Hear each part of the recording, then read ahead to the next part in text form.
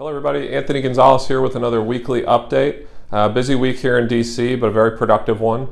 So first, an update on the battlefield cross bill. I testified in front of the Veterans Affairs Committee last week on it, and this week we were happy to see it receive a markup and it passed unanimously out of committee. So the next step there is for it to go to the House floor and then hopefully for it to marry with the Senate and then ultimately sign into law. I'm actually very hopeful about this right now.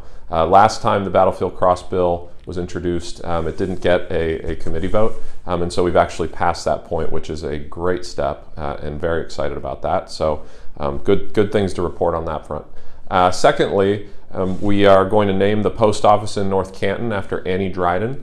So Annie served in the Marines in Iraq and died on our country's behalf, and so we want to pay tribute to her and her family and her sacrifice on behalf of our nation and us, and so we're excited to introduce that. That's usually non-controversial. I don't suspect there'll be any issues with that, and so we'll hopefully get that done in the near future as well.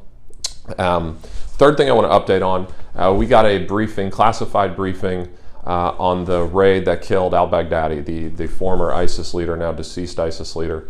Can't get into the specifics, obviously. It was an intel briefing and was classified, but what I will say is that every single person in this country should be unbelievably proud of our special forces. The briefing we got was comprehensive. We got to actually see some of the videos and understand how they planned the attack and how they approached the compound and what they did afterwards, and the role of the dogs and all those sorts of things, and just incredible, just absolutely incredible. So to our special forces and to everybody who was a part of that or who has ever served, boy, we really owe you a debt of gratitude. So fantastic stuff, and was really proud of our troops in that one, and everybody involved. And then finally, obviously we had the impeachment inquiry vote. I voted no on that. I've spoken about it a few different times. We released a statement earlier in the week. I'd refer you to that, but at a very basic level, I don't have much to add beyond it, but at a basic level,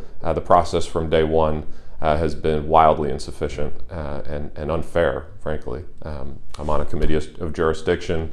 I'm not even allowed in the room. And so as somebody who's supposed to be looking at it, but being shut out entirely from the process, I can't possibly support that. And so with that, thanks as always for allowing me to be a representative, and have a great weekend.